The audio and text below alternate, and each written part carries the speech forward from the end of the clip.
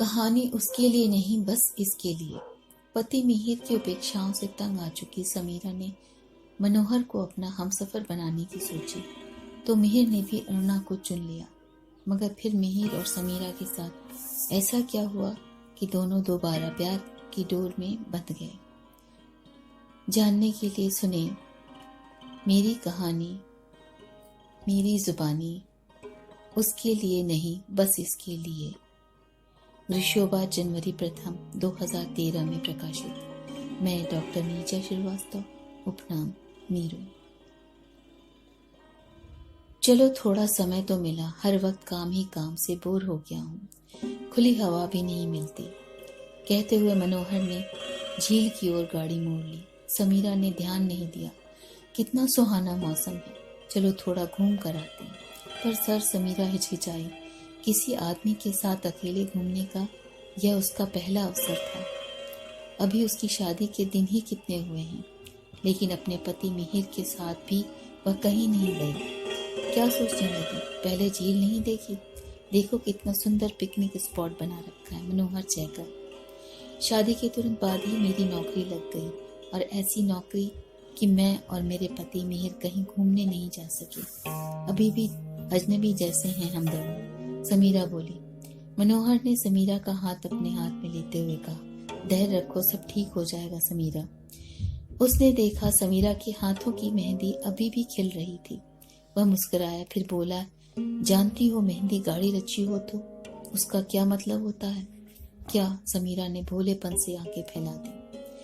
उसे पति बहुत प्यार करने वाला मिलता है, नहीं बहुत अड़ियल और जिद्दी होता है, कहकर वह हंस पड़ी। मनोहर ने गाड़ी रोक दी। दोनों झील के किनारे उतर गए। समीरा ने झुककर पानी उछाला तो मनोहर पीछे हटा, लेकिन अपने को संभाल नहीं पाया और पानी में जा गिरा। समीरा उसकी हालत देखकर हंसने लगी। मनोहर पानी में ही खड़ा रहकर उसकी घुंघरू सी हंसी और अप्रतिम सौंदर्य को मुग्ध होकर निहारता रहा। समीरा ने हाथ बढ़ाया तो जैसे वह सोते से जाग उठा। उसने हाथ पकड़ा और शरारती अंदाज में बोला, तुम्हें भी गिरा दूं क्या?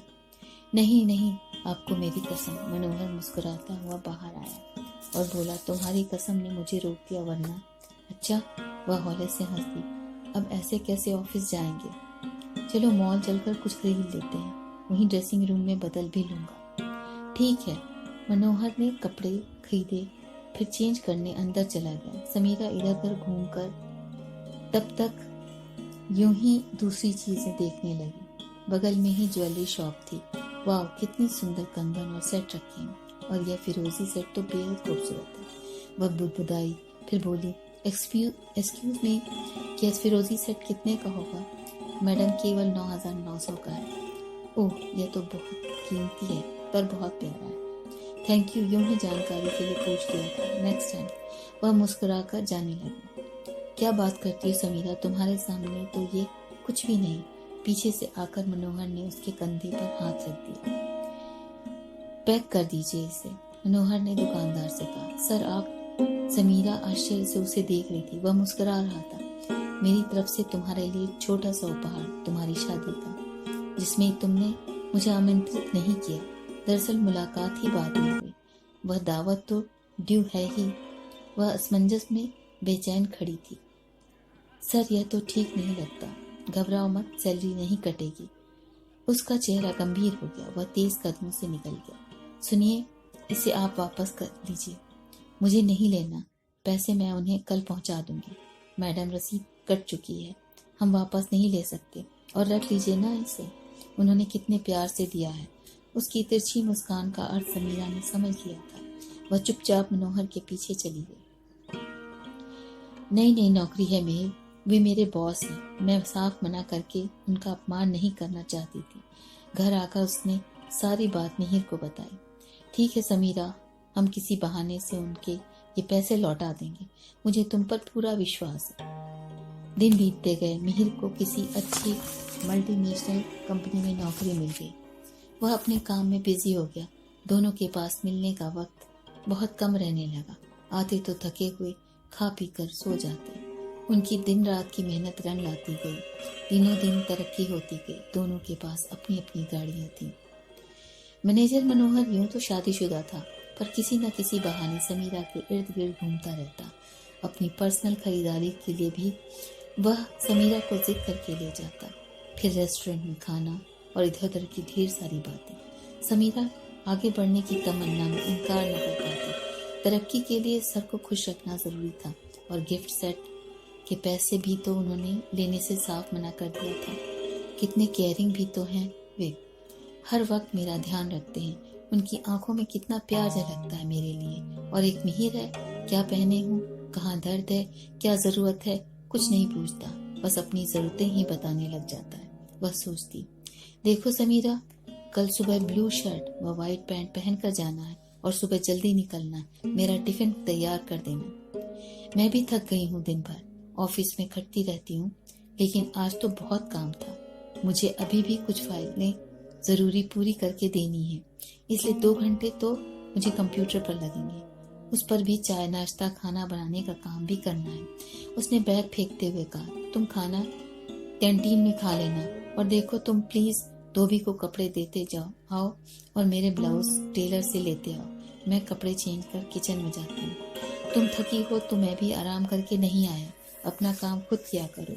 वह झल्लाया, यही तो मैं तुमसे कहती हूँ, हम दोनों वर्किंग हैं तो एक दूसरे पर निर्भर क्यों।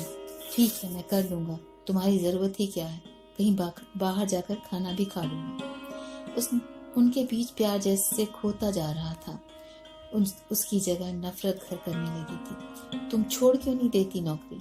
अब तो मुझे अच्छी नौकरी मिल गई है, अच्छी खासी सैलरी भी है, मगर दोनों की सैलरी मिलाकर ही तो घर चल रहा है, वरना आलीशान सोफा, कलर टीवी, एसी गाड़ियाँ इतनी जल्दी नहीं ली जा सकती थी। कुछ भी कहो, हमारी जिंदगी भी कोई जिंदगी है। हम दोनों को आपस में बात करने तक की फुर्सत भी नहीं मिलती। घर में रहते हैं फिर भी हमारे दिमाग और कहीं रहते हैं। और कल को बच्चे होंगे तो बच्चे, तुम अभी ऐसा कैसे सोच सकती हो? अभी आगे बढ़ने के कितने अवसर मिल रहे हैं। और घर की देखभाल के लिए मैं अपना कैरियर दांव पर लगा दूं? यह काम तो नौकरानी भी कर सकती है, मगर वह आएगी तब जब हम घर पे आएंगे, वरना घर तो उबड़ खाबड़ ही रहेगा, चीजें जगह पर नहीं मिलेंगी। तो किया करो ना तुम मेरी हेल्प। तुम तो घर आकर आराम से पसर जाते हो, मेरे पास तमाम काम होते हैं, उन्हें जैसे तैसे निपटा देती हूँ। तो ऐसा करने की जरूरत क्या है? यही तो कह रहा हूँ मैं। तो क्या नौकरी छोड़ दूँ? समीरा ने लगभग चीखते हुए कहा। बस फिर ऐसी चुप्पी लगी कि मिहिर कभी कुछ बोल न पाया। कितनी राहत मिलती है आपके साथ बैठकर। और एक मिहिर है, उसे मेरी हर बात बुरी लगती है, समीरा बॉस से बोली। उसकी आत्मीयता से वह उसके साथ अपनापन महसूस करने लगी। इतनी सुंदर, सुशील और इंटेलिजेंट वाइफ मुझे मिलती तो मैं धन्य हो जाता, वह दुखी होते हुए बोला। पर चलिए, आपका कुछ पल का साथ मिल गया तो जैसे जिंदगी को जान मिल गई। उसने भावावेश में समीरा का हाथ पकड़ लिया। समीरा को भी लगने लगा शायद उसके लिए यही सच है। उधर मिहिर अपनी कंपनी की एक सहकर्मी अरुणा के हाथ के आलू के पराठे खाकर धन्य हो जाती। मेरी पत्नी तो अपने बॉस की असिस्टेंट बन गई है, घर का काम तो उससे किया नहीं जाता, पराठे तो दूर कहती है, नाश्ता भी ऑफिस में कर लिया करो, बॉस का काम पूरा करना। तुम दुखी क्यों होते हो मिहिर? मैं हूं ना, 2 पराठे और डाल लिया करूंगी तुम्हारे लिए। मेरे हस्बैंड को तुम्हारे बनाए पराठे पसंद ही नहीं आते, उन्हें तो बाजार का खाना पसंद है। मिहिर उसके इस भोलेपन से कई बार पर हंस उठा। काश तुम मेरी हम सफर होती तो सफर कितना हसीन होता। मेरा और तुम्हारे सोचने का ढंग कितना मिलता जुलता है।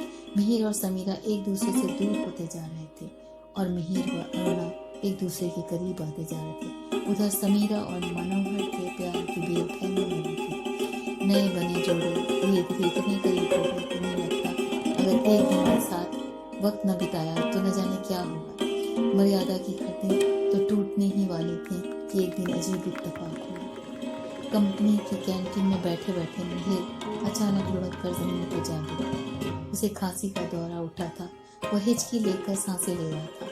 अरुणा तो एकदम घबरा उठी। मिहिर के मुख से झाग के साथ खून भी बाहर आ गया। साथियों की मदद से उसे तुरंत अस्पताल पहुंचा दिया। डॉक्टर ने पूरा चेकअप किया तो जो रिपोर्ट आई उसमें टीबी निकली। अरुणा के तो होश वाक्ता हो गए। टीबी काफी एडवांस स्टेज में थी, फिर भी ट्रीटमेंट से ठीक हो जाने की संभावना थी, लेकिन उसे पूरी देखभाल की जरूरत थी। नियमित पौष्टिक आहार, दवा मिलना जरूरी था। डॉक्टर ने उसे 15 दिनों के लिए एडमिट कर लिया। अरुणा 1-2 दिन ही हालचाल पूछने आ सकी। मुंह पर रुमाल रखे वह दूर से ही हालचाल पूछ कर चली जाती। समीर चाहता था कि वह थोड़ी देर उसके पास बैठे, उसे वैसे ही प्यार से खिलाए जैसे पहले खिलाया करती थी। पर अरुणा 1-2 दिन तो कार्टन के डब्बे में टिफिन ले आई।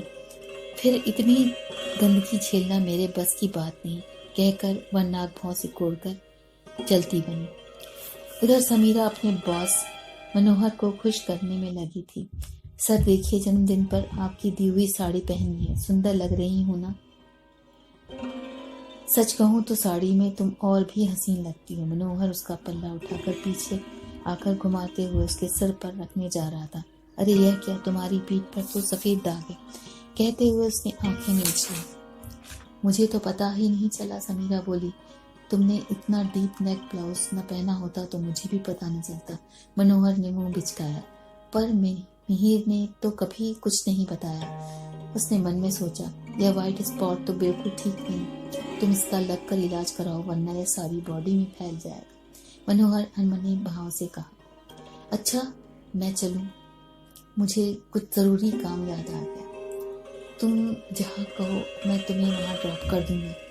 नो सर थैंक्स, बगल में शॉपिंग मॉल से मुझे कुछ लेना है, मैं वहीं जाऊंगी, आप आराम से जाएं, मुझे थोड़ी देर लगेगी। मनोहर का बदला रुक वह अच्छी तरह भाप रही थी। समीरा भागकर सीधे घर आई। उसने साड़ी उतार कर शीशे में अपने को पीछे से देखने की कोशिश की। जल्दीबाजी में उसने पहले अपनी पीठ को देखा ही नहीं था। पीठ के बीचों बीच सफेद दाग है। मिहिर ने उससे कभी न कहा, न कभी शिकायत की। आज न जाने क्यों उसका ध्यान मिहिर की ओर चला गया। पता नहीं मिहिर कैसा है, उसने खाना खाया भी या नहीं। वैसे वह उसे खाना खरीद कर रोज दे आती थी, लेकिन उसने खाया कि नहीं खाया इससे वह कोई मतलब नहीं रखती थी। ले सोचती थी उसे पसंद नहीं तो मैं क्या करूं। पता नहीं किसके इंतजार में नहीं खाता। अगर कोई प्यार व्यार की बात हुई तो ऐसी की तैसी कर दूंगी उस चुड़ैल की, उसने खुद से कहा। फिर वह गाउन डालकर किचन में घुस गई। 1.5 घंटे बाद वह अस्पताल में थी। डॉक्टर ने घुसते ही कहा, आप बाजार का खाना मत लाया कीजिए। मैं आपसे पहले भी कई बार कह चुका। नहीं डॉक्टर साहब, यह बाहर का नहीं, घर का बना खाना। मूंग की दाल की खिचड़ी और लौकी की सब्जी बिना मसाले की, और यह थोड़ा सा अनार का जूस। मिहिर ने तब तक आंखें खोल ली थी। वह आश्चर्य से समीरा को देख रहा था। नर्स ने चेक किया, बुखार अभी भी 104 डिग्री था। उसे खांसी थोड़ी थोड़ी देर पर आ रही थी। चेहरा खांसी से लाल होता जा रहा था। आपने ध्यान नहीं दिया मैडम, आपको पहले ही इन्हें यहाँ लाना चाहिए था। समीरा को याद आया वह कितना झड़कने लगी थी मिहिर को। हर वक्त खांसते रहते हो, इतने काम के बाद सोना भी मुश्किल। अपने बोलों को याद करके उसके दिल में कुछ खचोटने लगा। वह मिहिर की पीठ सहलाने लगी। खांसी रुक गई तो अचानक समीरा का स्नेह भरा स्पर्श पाकर मिहिर की आंखें भर आई। वह सोचने लगा कि अपना तो अपना ही होता है, मैं ना अरुणा के चक्कर में। उसने तो तीसरे दिन ही से ये शक्ल भी नहीं दिखाई। इधर समीरा भी सोच रही थी कि मिहिर ने कभी उसके दाग का जिक्र नहीं किया, जबकि मैनेजर का बच्चा तो साबुन से हाथ साफ करके बहाने से चला गया। अच्छा हुआ चला गया उसकी जिंदगी से, वरना उसके लिए उसने अपने पति मिहिर को ही छोड़ दिया होता। उसने आंचल से मिहिर के आंसू पोंछ दिए और बोली, तुम्हारी आंखों में आंसू अच्छे नहीं लगते।